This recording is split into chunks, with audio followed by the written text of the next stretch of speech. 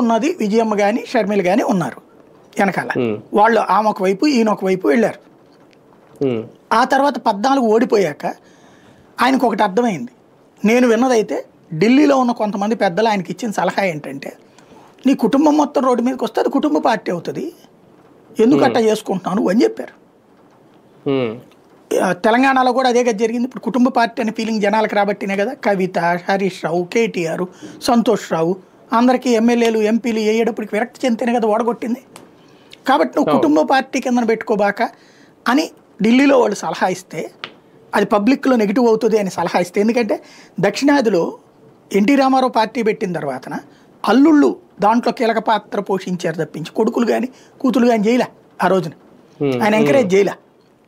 ఈ అల్లుళ్ళు కూడా బయట నుంచి యాక్టివిటీ అంటే పార్టీలో ఉండిన ఇంటర్నల్గా యాక్టివిటీ నడిపిన వాళ్ళు వాళ్ళ బాధ్యతలు నెరవేర్చే పనిలో ఉన్నారు తప్పించి మామాంగారు అంటే పద్దాక మాట్లాడాలి ఇక్కడ.